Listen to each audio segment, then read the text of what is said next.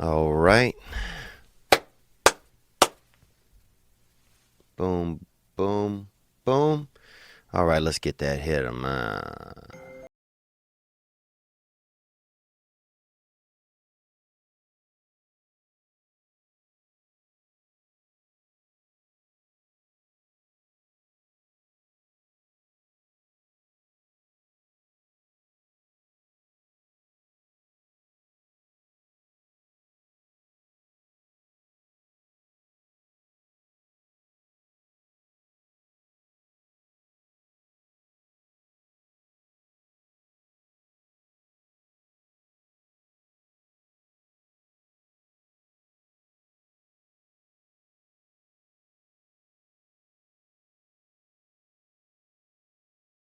Friedrich Thalberg with Christmas Morning number 2 right there, bringing us in here on this beautiful, and I mean beautiful, December 11th.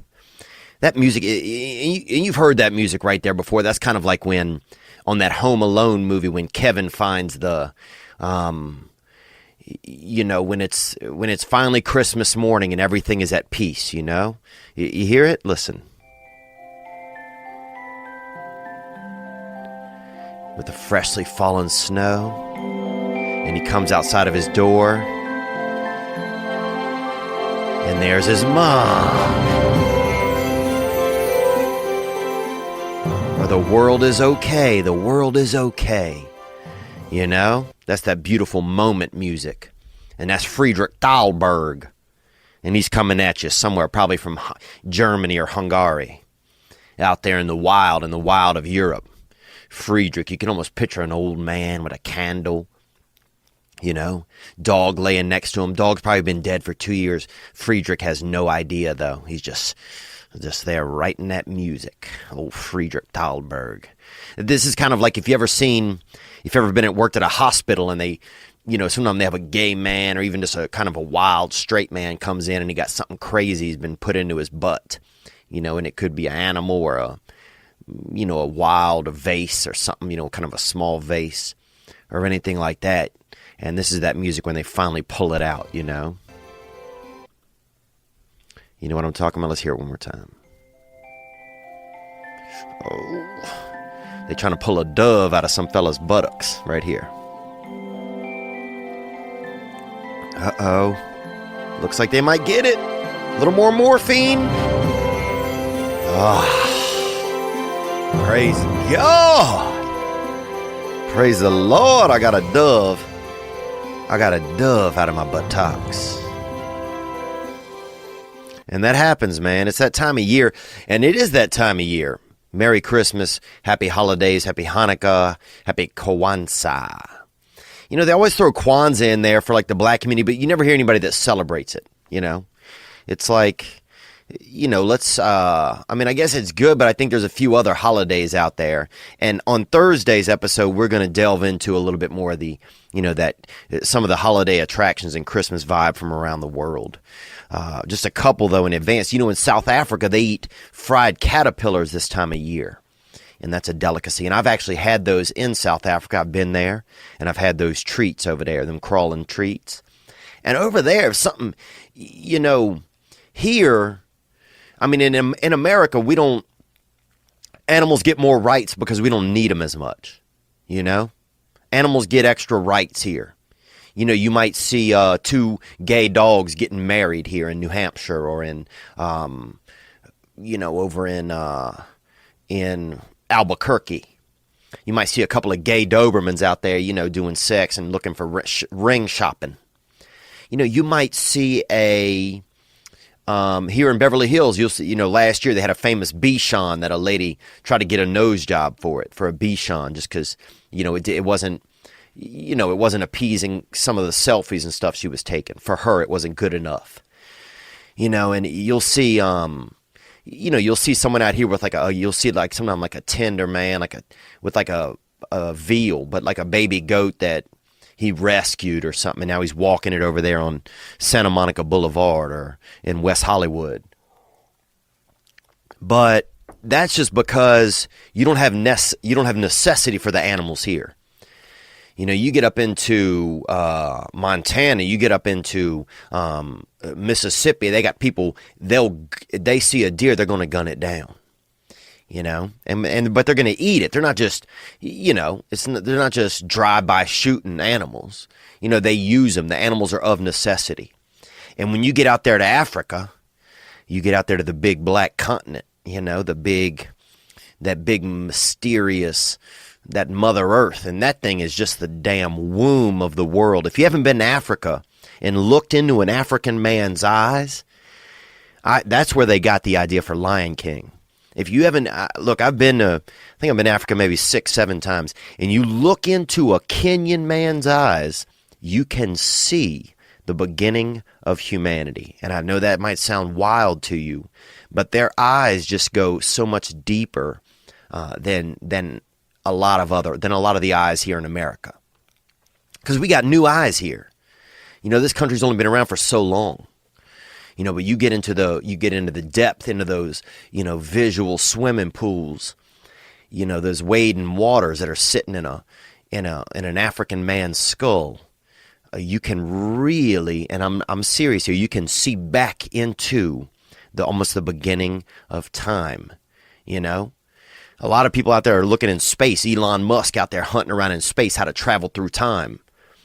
Well, I'll say this: if you fire me good and hard and concise, and you organize me enough, and you shoot me right into a real black African man's eye sockets, I bet you I'll show up 1,000,000 years in the past, and I'll be back there just bareback riding a damn Velociraptor. I'll be back there. I'll be back there on one of them snackadactyls, And those are beautiful animals that only eat snacks. Imagine that. No meals. Lunch, dinner, breakfast, brunch. Fuck all that. Snackadactyl eats when it wants to. It doesn't live by these codes. A snackadactyl will eat when it wants to. Other people sitting down for dessert, a snackadactyl break out a bowl of fucking cereal at 4 a.m. because that's how they behave. But anyway, Africa, they eating caterpillars over there. It's a tradition, and that's real. In Sweden, they got that Yule goat. In Sweden, notorious for the Yule goat, Oleboke. And I met a couple of Swedish girls when I was in Europe one time, and a buddy of mine, a Dominican fellow, tried to get me to sleep with them. They may have been, by American standards, we were young, they were young. I'm going to leave it right there. Everybody was of, kind of just, fresh ages. But I told my buddy, I said, I don't know, man. This seemed like a reach, It seemed like a reach if this girl don't know who the Black Crows are. That's where, they're like, what age is too young to make love to a woman? I'm like, if she don't know who the Black Crows are, That's why I at least gonna reconsider. I'm gonna phone a friend, before I dig down into some young territory. But that girl told me when I met her that Oleboke, I believe was the Swedish term for Santa Claus. But Santa have the Yule goat. Sweden has that Yule goat, and the Yule goat isn't a real animal. That's what it says here. It's typically made almost entirely of straw. In the Swedish tongue, the Christmas goat is known as the Julebock. The Julebock origins are rooted in mythology, but it's been warmly adopted by the Swedes as part of modern Christian tradition. Perhaps too warmly. The Swedish town of Gavle has erected a giant version of the Yule goat since 1966. And every year since, people have tried to torch it, kidnap it, and even gut it, even though it's just made of straw. At least 28 of the 45 Yule goats have been torched. So they're burning goats out there in Sweden. They're burning goats. And in Los Angeles, you probably couldn't even have a straw goat. You couldn't even have a straw goat out here. You couldn't even have it without some limp yellow muppet, telling you that it's inhumane. Without some damn amoeba of a human with no spinal column who's never done anything except lived off the internet never made any choices for themselves, never even thought a tool belt was something they made tools on, without some damn cinnamon licorice cranberry jelly cranberry sauce eating just tadpole telling you can't own a straw goat. It ain't right, you know. It's a straw goat. It should be free. What about, it's never going to find its straw parents. Shut up. Hush it up, guy. That's not a real thing.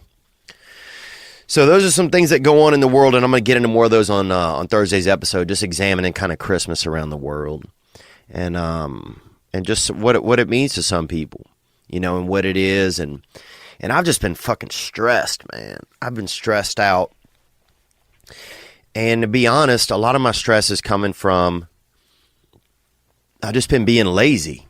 I've been feeling depressed, honestly, and how that shows up for me is, you know, I'll stay up kind of screwing around on the internet, looking at stuff, watching videos and this and that, and then I won't get to sleep at a proper time, and then I'll stay up, you know, and then I want to get sleep, regular amounts, the next thing you know, I'm not up till 11, and the next thing you know, I'm just succumbed with all the things that I want to do, you know, because my brain has a to-do list that never ends.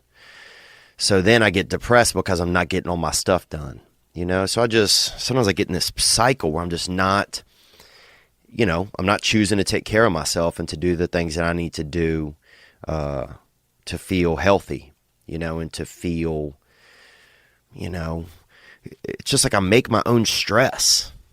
It's so bizarre to me because I don't want to be doing that. You know, I want to be being productive, and it's that time of year where it's like just a good time to help others and to not think about myself. But then here I find this depression sneaking in.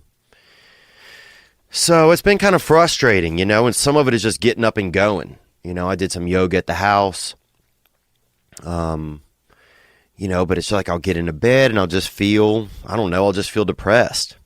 I'll feel angry. Then if I look at social media, of course, that makes you, Twitter will make you choke out a cousin, you know. So it's just been hectic. It's been hectic, man, a little bit. I switched medication. You know, I take antidepressants. And so I switched from one of those because it was making me sleepy. So I think that could be part of it. And I switched back to an old one I used to take. But they say there's that transition zone in there, a couple weeks. And then antidepressants, when you get off them presents, that's when somebody fly a plane into a senior citizen cafeteria. You know, there's those type of people. You know, people burn down a library. You know, that's when people aren't making good choices, when they're switching gears. And so that's where I feel like maybe I'm just going through a little bit of a switching gears. So I am grateful that you guys are here with me today, because this was something that I have to do. You know, and this gave me something to do today. And if you want to know how depression works for me, man, I'm not trying to Debbie down or nothing, but, you know, I'll tell you, you know, it's like my life is cool. My life is cool today when I really look at it from an outsider's perspective. You know, tonight I'm performing. I got a show, a late show at the Comedy Store. They have their holiday party. You know, some of my favorite comedians and friends will be there. The staff of the Comedy Store, the booker, the managers. You know, some of these people are real friends of mine, like people that I just really care about in my heart. And they're going to be there. I'm going to see my buddy Simon Rex is coming over. We're going to go see our buddy James Blake, who's a musician, who's also one of the, just a novel young thinker. And I've gotten to spend some time with the man, and he's just emotionally aware and curious, a neat fella. And Simon is a new friend of mine from this year. You know, when I look back, I'm just so grateful to have new friends. You know, so there's a lot of things just are obvious in front of me that I get to do that are fun, you know. But still, I wake up this morning with this feeling like I just don't have any purpose. You know, like sometimes it's just like I wish my heart or my brain could remember the truth instead of just immediately wander into the non-reality, into the lies, the lies that are like, well, I'm a bad person, or the lies that like I don't care about other people, or the lies, I'm just thinking about myself. But my brain will go there. My brain will just, it's unfortunate that I don't want to say gifted, but we are infected with this, that I'm infected with this brain, it's a depressive brain sometimes. And I didn't want to talk about it today a little bit because, I wanted to just boost everybody's spirits and be alive and just show gratitude. But that's okay. I can still show gratitude and be excited about certain things, but at the same time be honest about, what's going on. So, thankfully today I finally got up and out of bed around 1. I didn't get to bed till about 3, but I got up in bed around 1. And a lot of it was because I had to do the podcast. I had to prepare. I had to get ready. I got a producer came to help today, Chris Perez, Latino fella.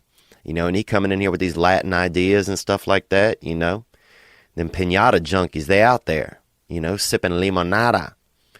So, and I'm coming in half Nicaraguan. So we got that root. We got that Spanish root a little bit. So I had to get up and, show some excitement for that. So I guess I'm really grateful. Today I'm grateful to you guys for being here for me, because this is something that I've committed to, and it's a commitment that I'm, not giving up on. So I got up. I made a gratitude list. That's one thing I've been good about doing. I just list off 10 things that I'm grateful for. And it can be anything, from, just getting some rest, or, having teeth, because you see some dudes that are just missing grill work, Some dude that's, he got his grills look like it's took on some strong propane a couple times because he blew a couple of pieces out, And I get going. And now already I'm kind of feeling better, honestly, since I just kind of said that to you guys. Really, in my chest, I can just feel a little bit more excited, a little bit more, a little bit more free, because it's just like this prison that sometimes just, I don't know, I can't even explain it. It's like, because I haven't really been that depressed this year. And this is one of the first years that I haven't, when I really look back at my life. And I think a lot of that is probably due to this podcast and keeping me, giving me something to look forward to do. And a lot of you guys calling in and sharing your thoughts and feelings and stuff that's going on with you in your lives. It makes me feel like, like I don't want to let you guys down either by not showing up and being here.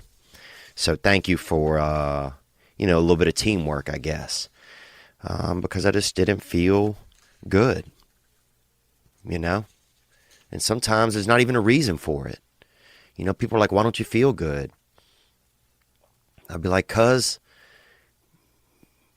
I'm probably used to not feeling good for a lot of my life. And sometimes my brain goes back there because I guess it's comfortable. I don't know why. I don't even have to have an answer, actually. Sometimes I just don't feel good. So that's it. I didn't do anything bad. I didn't do anything wrong. I probably could have got out of bed and got active. That's what I should have done. I started thinking too much. And so, I started thinking. And instead I took an action. I got out and I got cruising.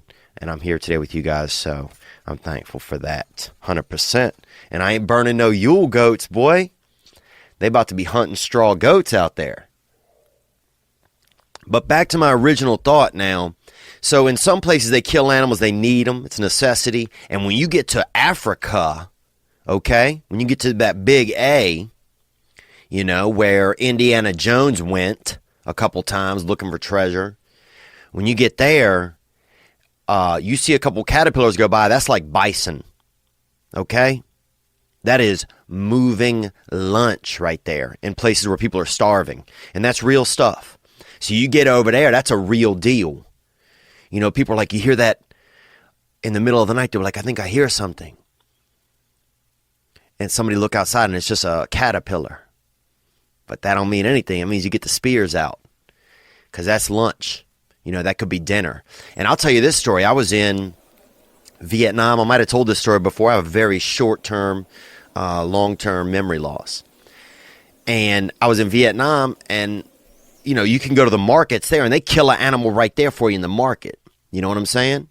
You want an owl, you want a little bit of owl meat, chop, chop. Get it. And next thing you know, they got the owl right there. They got I'm no birth certificate. This ain't no Cabbage Patch fucking cutlery place. This is the real deal. They got an owl, chop, chop. They got a, aardvark. You want a little bit of aardvark?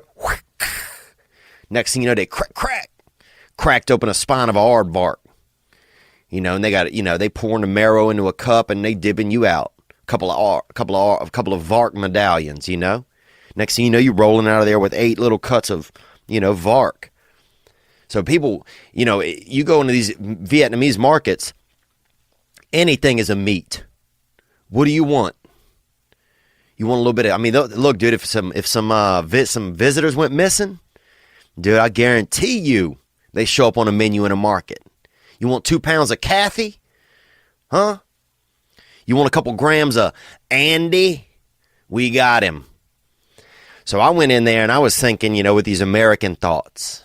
I went in there, I'm like, oh, they had a couple of pigeons in there, or it might have been, what is it? Some of God's canaries, a couple partridges. They had a couple partridges in there in a cage. You could buy them, $1 a partridge.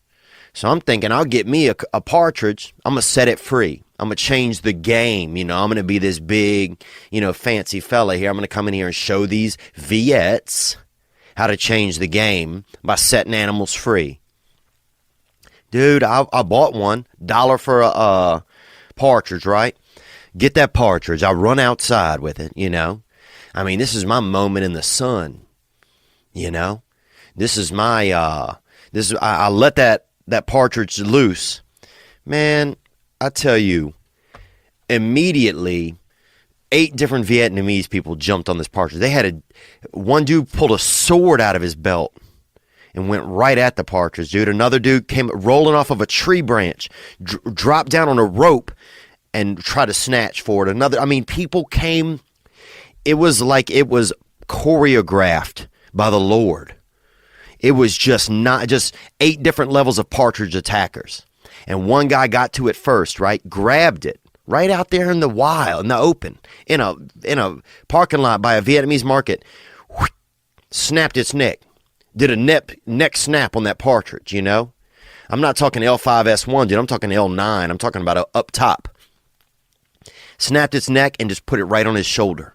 Because the Vietnamese have small little shoulders, barely could hold a book on them. Barely could really hold a small book or a notepad. You kind of probably comfortably set a notepad, but they got very, very small shoulders. And he walked off. And that's when I realized, wow. Yeah, animal rights, definitely. But these people aren't killing these partridges over here for fun. That man was going home. That man was going to have Thanksgiving dinner or whatever, Vietnamese holiday supported a meal. That man was going to feed his family. So I guess if you got a meal, man, get your meal. I know I'm going to go over to Mississippi this year for Christmas Eve. I spend my Christmas Eve in Mississippi, and that somebody going to be sharing up a rare meat over there. And I will find a way to get a little bit of dove or some venison. Or hell, if they had vark, I'd have a slice of that. I don't know what they'll have. Turtle, a little bit of horse or something, whatever. All right, let me get into this. As always, thank our charter sponsor, Gray Block Pizza. Gray Block Pizza, you know where it is. It's on Pico Boulevard, heading towards the beach in Los Angeles. And if you want a slice, you want something treaty, go to Gray Block Pizza. I'll name a pizza they have right now. The Deep Cheese. And I got deep and cheesy on that read. Also, if you want to know why movies aren't good anymore, and this is, if you don't believe it, then you're wrong. I think, anyway. Actually, I don't even know. Some people maybe, if you like Marvel and all that movies, and that's just what you like, that's fine. But I like a little bit of more. I like a little Shawshank, you know? I like a little bit of, what other movie do I like? Castlevania. That was a video game, but I like something a little bit more, got the dark art, pen. You know, I like, Bridges of Madison County. I like, Field of Dreams. I like a movie that's got a little bit of touch. You know, I like a movie that reaches down your throat and just kind of plays with your heart a little. And that's what I like. And I find that a lot of the films aren't entertaining anymore. And it's because there's only a couple of studios making films these days. It's so limited. It's so specific. You got to go through. Why are Seth Rogen and James Franco doing a movie every 6 months? Because it's a formula. And only, you know, the studio just work with these guys. They know we put in 100 million. We're going to make 20 million. We're fine with this model. We don't care. That's why we have to care as consumers. And now we can with LiveTree Adept. Go to livetree.com because LiveTree is changing the entertainment industry by creating a new platform called Adept.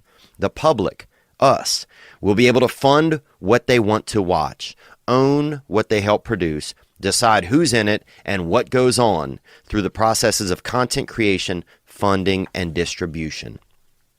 That's like, imagine FanDuel, but for the entertainment industry. And I know that's just my own description, but that's what I'm telling you is that you can own what is being created and you can have a say-so in who creates it. Go to LiveTree, livetree.org. Actually, go to livetree.com, livetree.com. And we got a couple new shirts up. People have been asking for them. We got This Past Weekend Onward shirts up on theovon.com/store. And a lot of people have been respecting this hair. It's been coming in this year. You know, it's the one thing sometimes that makes me feel a little bit different or a little bit unique. And we got a shirt up special on that. And it says, you ain't got the balls to grow the falls. That's what it says.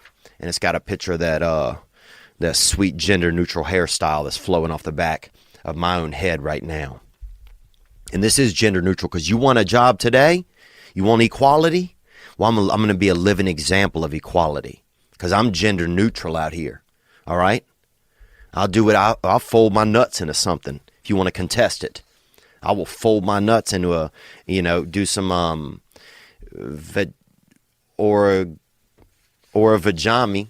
I'll do some or a vajami and fold my nuts into something because I'll come across. I'm coming across, because we gotta stick together. If you got to be a lady at some points, you be a lady,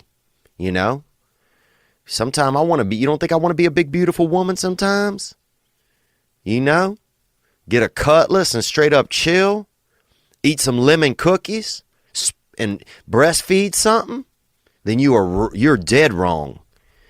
Dude, I'll breastfeed a damn adult, boy, with a lemon cookie in my jaw. Gang, call me Rosemary. So sometimes we all go through some things. Sometimes I want to lay in bed, Sometimes I want to lay in bed and watch Little Women, or watch, Care Bears or something and have girl snacks. Sometimes I want to. And that's okay. It doesn't make me a bad person. It doesn't make women a wrong person or a wrong gender. Teamwork, man. What's going on out here this past weekend? A lot of fires. They're setting it off. Chelsea Handler had to escape from her home. Kind of a bummer. I wouldn't mind if she'd have caught a couple of flames to the jaw, I'm not a Chelsea Handler fan. I am not a Chelsea Handler fan. I have trouble with elitists just speaking down to other people. Because I don't think it solves anything. And I'm not saying that maybe I don't do it at times, when I think I'm better than someone that I speak down to them. But if I do it, I want to find ways so that I don't. I just don't like it. I don't know. That bitch just burns my balls open sometimes. But you know what I do? I pray for her. Swear, dude, praying. Just because I need to get that. If I got that hate, I have that anger in me, I got to let that go. That's not going to do anything for me. That's my issue if I got it. You know? But I swear some of these disconnected people, I'm just like, are you serious? Do you know what it's like to be a human? Do you know what it's like to have any sort of struggle in the world? Just sitting up in your $1 billion perch, telling people. The California wildfires, they got a video of a man chasing a rabbit out there. And dude, if you ask me, the rabbit's trying to get away from this man. You know, that dude seemed like a straight lurker. He's out there catching bunny. That dude is out there catching bunny, dude. That rabbit tried 3 times to get away from that guy. You know, and both of them, one of them seemed they might have been a little bit tender. You know, coming in a little bit soft in the thighs. One of them seemed like they might have been a little bit, you know, like they might have just, you know what I'm saying, man. One of them, they seemed like they might have been, you know, you might be able to find them on Grindr later. You know, little Larry or little Lance or little, even the rabbit, maybe. The rabbit looked like he was trying to maybe hop into some things. But there was a lot of fires, man. I woke up to that video. I know everybody saw it, the one where the guy's just driving, and there's the 3 road markers, or the green sign, and you just see the hills just roasting in the difference, like in the distance, like just like a little baby Mordor happening. And that's no joke. That is probably 3 miles from my house. So it's close, man. You know, a lot going on, a little bit of smoke in the air. People wearing masks, though. Come on. I see a lady at the supermarket got a mask on. Some just air muppet. You can't handle a hit of air? Take a swig off of some air. Dude, I remember when I was growing up, they burned everything in the ditch. Dude, if you didn't want it or you didn't want somebody else to have it, burn it in the ditch. Ditch fires? Man, ditch fires. Everything. You run and jump over them. Feel that heat on your crotch. You know, you had to open your legs to get across that ditch, and you feel a little bit of stream hit you. You know, you feel that hit. It was fun, man. The smell of a little bit of burning in the air. I miss that. It was like it had that campfire vibe. You know, but yeah, people's burning out here, and they got, you know, rich people just riding down the hills basically on the backs of their workers. You know, I wouldn't be surprised to see, you know, Rosie O'Donnell just surfing down the hill on the back of a Latino yard worker. You know, Esteban, plank, because I got to get down this hill. But yeah, it was taking out some of the rich. The fire's hunting the rich. You know, what's going on? What's going on? But that man trying to get that rabbit, that seems very questionable to me. Seemed like they either knew each other or one of them had ulterior motives, dude. Y'all just happen to meet up on the side of the road. Whatever. What else? Small town in Ireland proves that not all air pollution is bad. The luck of the Irish strikes again as a small town in Ireland is getting a little second-hand high off a nearby Viagra factory, whose fumes are polluting the airs. That's true. Local bartender Debbie O'Grady describes the air as one whiff and you're stiff. Well, thanks, Deb. But yeah, man, I'd get that hit, boy. Because I'm no stranger to that dick game, man. You know what I'm saying? If I feel like it might even just be a crazy night, I'll throw 5 milli of Cialis into my system just going to lunch. If I'm going to go to the mall. I mean, dude, I've been out there where you go on a date, you think things are going well. You know, you pop 5, 6, 7, 8 millis. You know, so you running a little bit with a little bit of lift, you know. And then the date goes sour. So now you're running on about, you know, $22 worth of cock uppers, and you're out in the wild. So I don't want to say like you don't turn into like a rapist, of course, but you definitely turn into somebody who's trying to get their value out of their medication. And I don't know what that makes you, really. I don't know what that makes me, really. But yeah, man, I've been out there, dude, just lifted, out there just diving boarding at the mall. Or after a dinner, you dropped the date off. She wasn't interested. You thought it was going one way. Next thing you know, you just wheeling around town with that, caught up with that third femur. You got that gift, boy. You got that blood gift in your cat. And that's wild. And that makes you feel you're not a superhero, but you're looking to show off your special powers if you can find a lady that's interested. So I wonder, is there any, it doesn't say that on the box, really. It doesn't say if the date you're planning on, they just got two people on a mountaintop in a bathtub. And it doesn't say if you're planning on being wild and it doesn't work out, what do you do with that boner then? Because it's out there. What else? We got the 25th anniversary of the first ever text message is coming up. Do you realize that? The 25th anniversary of the first ever text message. That's this week. And the first ever text message was Merry Christmas. Pretty beautiful, huh? That's nice. The first thing anyone ever sent anybody over text was Merry Christmas. It's a nice thought. Now, 25 years later, more than 780 billion text messages are sent every year in the United States alone. And some of them probably is dick pics, And I don't use my own dick pic. If I send a dick, it's my buddy Jason Tebow. And he got a decent cock on him over there, and he's a comedian. And he sold me 2 dick pics actually this year. And so I might up my game and buy another 2 next year, depending on, what's happening and stuff. Oh, but we're going to get into a couple of calls here, man. I didn't have a big plan for this episode, and I guess I don't really have to. I start feeling some pressure, like I got to have a plan sometimes with the podcast as we go on. But, my main goal every week just needs to be, just to keep it going and to show up. And I appreciate you guys showing up. Listenership is growing, and people are part of this community. It's good. And we've had a good year. And we did some cool stuff. We've helped some people. We've shared some topics. We've got some voice out there, some people's voices. I got 2 beautiful thank you notes this week. I had somebody drop off a gift at the comedy club for me. I haven't even opened it yet. I'm waiting until Christmas. This young lady, Lauren, thank you so much. It's just been good, man. I've had my buddy Kevin Best has helped me make the shirts, the Onward shirts that are now available in the store. You can check them out. It's been a good year. And I owe a lot of that to you guys for showing up and being a part of my life this year. And, I'm thankful.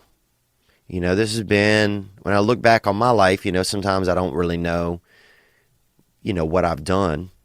And I don't really feel, I have to feel like I have to be constantly reminded, I need constant proof that I'm okay or that I am doing things or doing my job.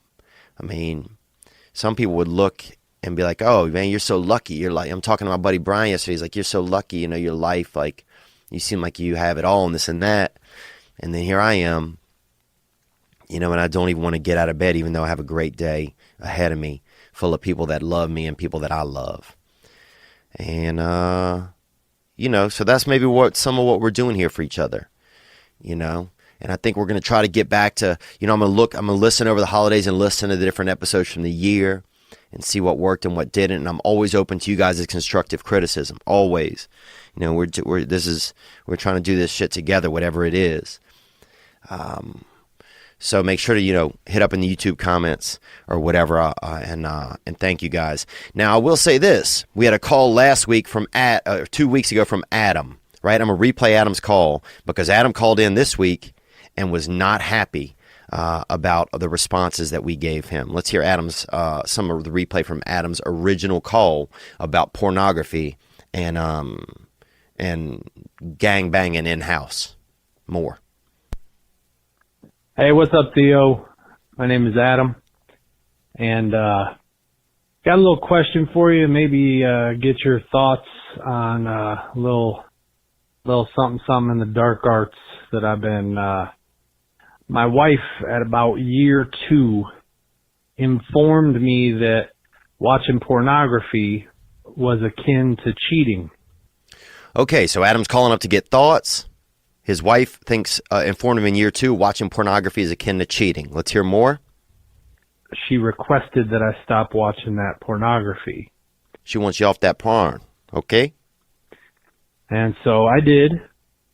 But what she did for me was she allowed me to start filming us doing the nasty.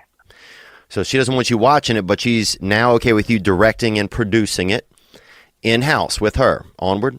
Us making that sweet love.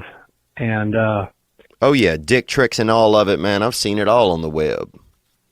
That's got me through, it gets me through those, those dry spells you run into. So anyway, the dark arts part of this comes in with me. I kind of want to film her banging somebody else. Okay, so you want that assassin, boy, You want that gunner. You want that hitter swinging off the, jumping off the bookshelf. You want that brother, with that erection jumping off the bookshelf and just swanning up into your wife's trap, into that pH balanced trap, hopefully. Let's hear more.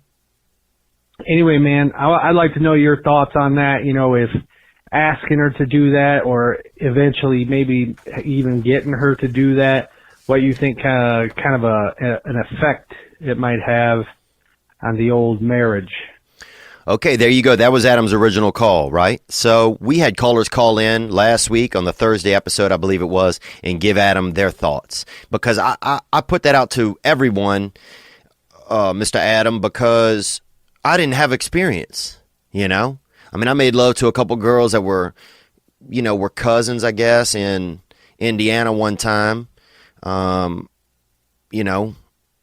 Definitely at the end, by the end of it all, they were at least closer than they were before, that's for sure.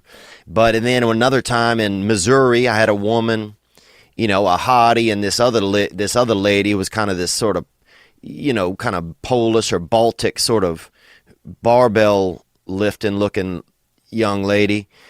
Want to get into something wild before we hit the airport. I had to hitch a ride from them to the airport, and the one that had to drive didn't get as much, wiener treatment as much as the first one. So the one that had to drive, she was feeling left out, and dude, the irony, I kid you not, I remember, the barbell, the one that was on them barbells, you ever see the barbells that have like 100 written on the side or 1,000? She looked like one of them ladies, wearing a unitard kind of, she was jacked up, neck bone connected to the calf muscle, you know what I'm saying? She was bowed up. She had that Emmett Smith kind of, back strap. But she had to drive me and then the hot one sitting up in the air, in a shotgun, feeling all pleasured out, feeling empty a little bit, feeling like somebody just, poured a cup of, room temperature tea right between her legs, feeling really kept up and satisfied.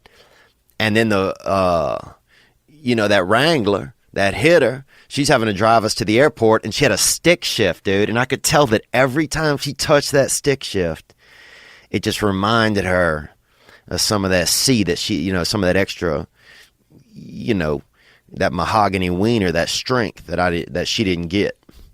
And I feel bad about it a little bit. I should have, done 50-50, and you should do that in a threesome kind of deal. But anyhow, so those were my only things I could offer to you, Mr. Adam. But then you came in. But other callers had other thoughts. They gave you thoughts on what was pornography, cheating. They gave, and they were all over the place, I felt like. And they were, some people say, well, whatever your wife says is cheating, that's what's cheating. somewhere it's definitely not cheating. Somewhere it is cheating if your wife says so. One caller said that let's hear what Adam said, because then Adam called back after hearing that episode. This was Adam's call. Here we go. Hey, Theo, what's up? This is Adam. I am your caller that apparently you had a whole show about my call, and I just got done watching it, and kind of off-put by the callers you put through. Bunch of haters, bunch of jealous haters. Dang. Adam coming in, his oven's already preheated before he got on the phone, huh? He already baking bread. Let's go. Calling in to condemn me for what I want to do in the privacy of my own bedroom with my wife. And just to dispel a few fictions that were made up about me by your callers and some by you. Okay, he throwing stones. But no, I appreciate your call. Adam, I do appreciate this call. I appreciate the response. I am intrigued. Let's hear more. Pornography was never a problem with me. I'd watch it occasionally. The reason my wife said it was akin to cheating is because she saw it on my phone one time when she got in my phone. Okay, we didn't know that. Let's hear more. I wasn't a regular watcher of it, but like I said, it got me through, a few dry spells here and there. But you had all these callers calling in, condemning me, telling me I was crazy, telling me I had sick issues and all this stuff. And first off, let me clarify some things for some people. I have a happy marriage. I have a secure marriage. Swag. My wife and I are freaks together, so it wouldn't be something that she would completely freak out about. Gang. But, you call this a safe space, and then I listen to your show, and it's nothing but just haterade pouring out your lines with all these bitter women calling. It's just pathetic, man. Bitter women? I mean, I felt like, and there were some ladies that called, and I thought that they had a female perspective for you. I don't think that I didn't find them to be bitter. I felt like they were genuinely concerned. Let's hear some more, Adam. After hearing all your calls, I decided not to talk to my wife about the whole bringing somebody else in. Maybe it's not a good idea. I heard one caller say that, it's a murder waiting to happen or some crazy shit. So you're saying you decide, you then went with their advice. Even though all these people crazy, you went with their advice. Hear more? Anyway, disappointed at the show and disappointed in you for kind of piling on with all your other retard callers. So dang, now he's counting chromosomes. Now you counting somes on people. Wow. I'll still listen to you. You're still my favorite comedian. I love what you do, but your callers can suck a dick. And he's still trying to get more sex at the end there. You hear that? Offering his own cock out at the end.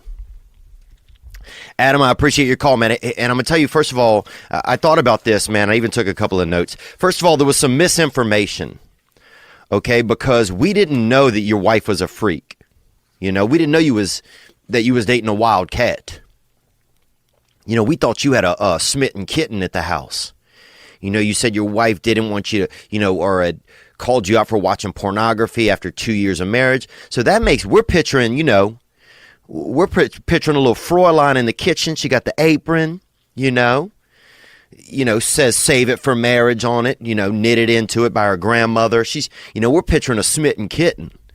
She's at the home, welding homemade jingle bells. Maybe it'll be the craziest thing she ever does is welding homemade jingle bells in the garage, 1 year when she's feeling wild, instead of, going into lesbianism after you guys have been married for 15 years or whatever.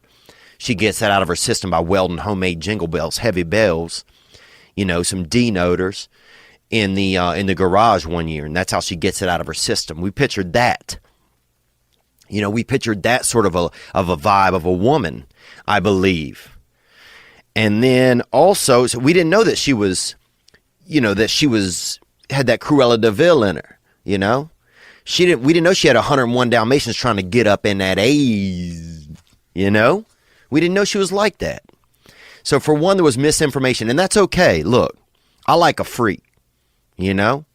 I like somebody that don't mind doing some things or showing out some things, you know? Somebody that, you know, let you get in the carport every now and then, even though you already, you know, in the garage. But when I think when the audience heard you ask me for thoughts or suggestions about jerking off, about cheating, and I didn't have them, then I put it over to them. You know, and that's the thing. It's like maybe I should have said, hey, maybe I should say on the hotline, and this is for anybody hitting the hotline from now on, that a call could be put out to other people, you know? And I'm sorry. So I do apologize for that, man. If you didn't want it put out to the masses like that for other people's thoughts, then I am sorry, because I didn't really let that be known. And I'll make that clear from now on, and I hope listeners understand that. And the hotline is 985-664-9503. And all of you guys knew that I was going to drop that hotline number right there, too. All of y'all are sitting like, I bet he going to drop this hotline number. But I was crowdsourcing. I put it out to the audience, you know, and I thought they did a good job. I thought most people had your care or concern. I thought it was pretty supportive, you know. Except the one lady did say you might get murdered, but the more I thought about it, you're talking to an avid Dateline watcher. Okay? But what about that can opener? You know? My buddy Jeff Richards, he does a good impersonation of the old white guy from one of the Dateline episodes. And I'm paraphrasing, but he's like, but what about that can opener? It was usually in the drawer. So summer came, and summer turned to winter, and winter turned to fall, and fall turned to Box Day. But you got to check him out. But anyhow, so we did that, man. I felt like we did. But I wanted to apologize if I let it be crowdsourced and you didn't want it. But you called out that lady, said you thought you might get murdered. I'm going to play a part of her call really, really quick, because I thought that her call was really accurate. And you'll probably, like, in 6 months be dead, because, like, this is the beginning of, like, how murder mysteries start, bro. Like, it all started when Adam said, hey, I want you to, you know, have sex with my friend, like, Steve. Then Steve and Adam's wife had a thing on the side where she was like, oh, no, I don't like Steve, but she did like Steve. And then, like, oh, Adam's got, like, life insurance. Mm-hmm. And now... bro, you just cut yourself out of the equation. That's it. And if you don't think that's a recipe for disaster, then I don't think you would have agreed with them at the end, Adam. So I'm going to take you to task on that. But it's been a journey, man. You know, you wanted it, and I believe that our audience gave you some really good suggestions and good thoughts. You know, but I do appreciate you calling in about it, and I appreciate your call back in. And I'm sorry that you felt, you know, if you got misled a little bit, and I didn't mean that. You know, I'm no misleader. You know, I try to lay breadcrumbs, and that's for both of us to get home. You know, I'm not out here, you know, Hanseling by myself. You know, you're my Gretel, brother. You know, but Adam, boy, you know, that's how it goes. I mean, even in the Bible, if you go back to Adam, you know, you wanted to get that fruit. What happened? You want to get that fruit. You want to taste that pear. You want to get that lily and put it in your mouth, you know. You want to pick a pig's foot off the branch, and next thing you know, you want to have a barbecue in the back of your throat, but you don't want to face the consequences. Well, that young lady that called up said you might get murdered. She's a woman. That's a woman's perspective, you know? And I can't give you that woman's perspective, you know? Even if I do my vajamagami, and, you know, and even if I try and, you know, put on a skirt or some type of a cotton something or some polyester breast arm fucking tankini or something, I can't offer you that. So that's why we outsourced it. But I don't even, you know, I don't even know sometimes. I don't even know sometimes. Man, I'm thinking about the holidays. I'm thinking about some of the food. I want to see some more food, man. That's what I want. Damn, I want some damn whipped cream. I bought a bunch of pears, and I've been eating pears for the past 2 days, and I'm tired of eating pears, man. I really am. So we got one more call. We had a caller that called in earlier this year, and there was a call that I've been, I guess, afraid to play for you. And I'm not going to play it now, but I am going to play it later this. I'm going to play it on the next episode on next Sundays, I think. And I should have got to it before. It was about something that happened between me and them on the road, and I'll get to it next episode. And but first, I got one more call that came in right here, and I'm going to put this through. Here we go. Yo, Theo, Jared from Boston here again, waiting on that snow to do some snow plowing. I know you got hit down there. Your family got hit down there in Louisiana. Yeah, that's true. They got that snow down there. You know, they got that snow down there in Louisiana. And my niece, they sent me a picture of my niece was down there on a quad, on a four-wheeler out there just doing donuts out in her yard. And she's only 8 or 9 years old. So, you know, she's a pretty brave little lady out there to be quadding out there like that. But that was, she's a ballsy little lady. If any of you ladies out there have good advice on what to get, like kind of a country girl who are children, these are children, 9 and or 8 and maybe 6, I think my nieces are, 9 and 7. And I'm trying to think of some cute kind of stuff that they're really smart. They, you know, they just like, they're kind of country girls. If anybody has a good gift or a suggestion for them, maybe email it to me if you can. And that's just Theo Von, TheoVon at mac.com, MAC.com. And let's finish up this guy's call. Here we go.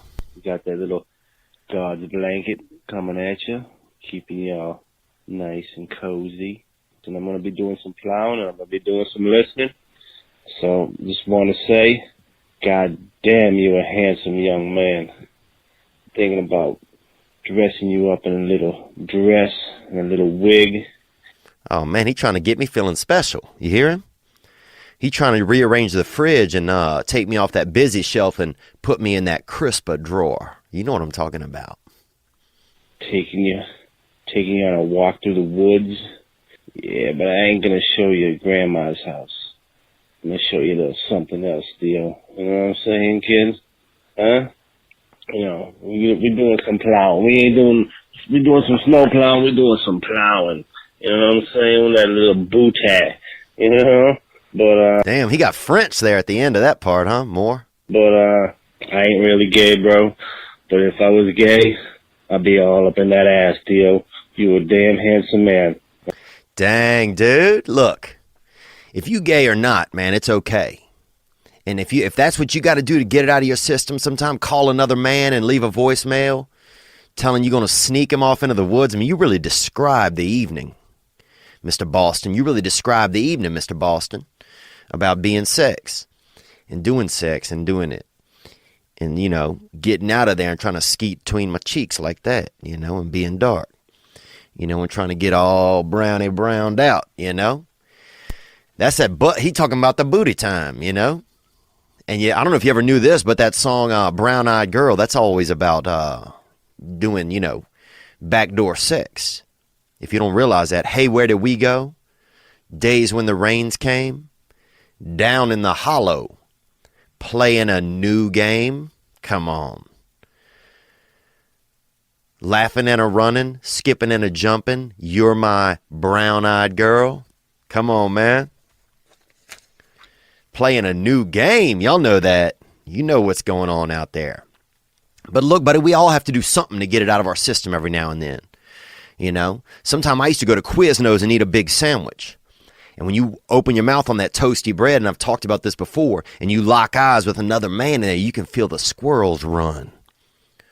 You know, you can feel that homosexuality just kind of temper through your shoulders and shake out.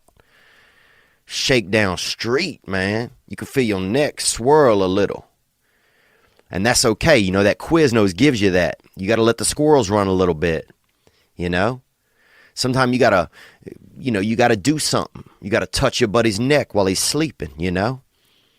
And hold on to your nuts with the other hand at the same time. Sometimes you got to get that, whatever it is, to get that out of you, you know, or to let it thrive. I'm speaking from a straight male's perspective.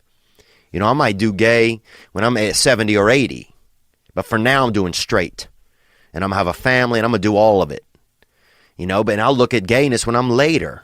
I'm in no hurry. A lot of these gay dudes trying to get you to be gay right now. Back up, buddy. Not interested. You know, they say it's a choice. It's not a choice, you know. Gay dudes are always like, it's not a choice, man. It's nature. I believe it's nature as well. So then quit trying to get me to choose it, bro. You know, my gay friend's sneaky, dude. You know, you get home, take off your pants after a night out, and you find your gay buddy be in your pants. Like, damn. What you doing in there, Sydney? So you got to sometime watch for that sneak, man. But you can't blame them. They're men. But that's that. You guys hit the hotline. We're going to do a Thursday episode talking about Christmases around the world. If you have a special Christmas story or something, a unique tradition that happens at your house on Christmas, why don't you give that to us? Ladies, I'd love to hear from some of you ladies, too, about what's going on out there. What do you think about this, about the show? Are we too male-oriented? What can we do to, I love having a female perspective, because a lot of times in my life growing up, I didn't have one. And even if I did have one, I couldn't hear it. I couldn't absorb a female perspective like I wanted to. So if we got some women out there that want to drop some stuff into us, if anyone wants to hit the hotline, it's 985-664-9503. Please hit it up. Anybody out there struggling, anything you think, if I can share any of my experience, any of my strength, any of my hope, I'm happy to do it. And thank you guys so much for being here with me today, man. I feel better. Not joking. 100%. If you're on the YouTube right now, you can see me. I got on a Christmas shirt. I wore a Christmas shirt just for you. And I feel better. And I am very, I want to say thank you. Because, if you don't show up for me this year, then I wouldn't be showing up for myself. I wouldn't be showing up for you right now to get this done. And that's teamwork, man. Constantly amazed at what happens when we show up for ourselves. Or when we show up for other people, I'm constantly amazed at what happens when, just when we connect, when we connect, it just, more things happen, and I'm happy. I appreciate it. I'm happier. I'm going to go. My buddy's going to be here in about 10 minutes. We got a little squad, beautiful crew, and we're going to head over and see Mr. James Blake. He's a really soulful musician, and how they packed all this, how they pack so much urbanness into a white gentleman, man, it's baffling. So if he ever breaks open, I have a feeling they're going to have a whole sweet family of sisters are going to come just rolling out of his rib cage. But I'm happy. I appreciate you guys being here. I'm going to take you out. One of our callers said to let the music play, so I'm going to let this play. Here's my Kevin wakes up in the morning for Christmas on Home Alone. Here's somebody pulling a big bird out of your ass if you've been lodged or something like that, and you at the Ready Med or you at the emergency care. Here we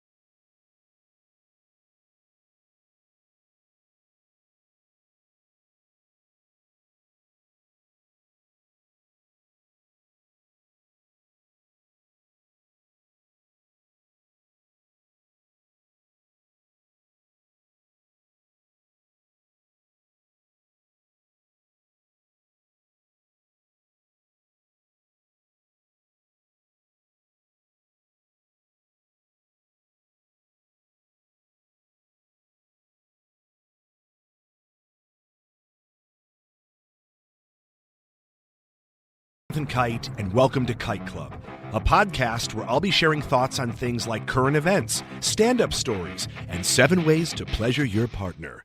The answer may shock you. Sometimes I'll interview my friends. Sometimes I won't.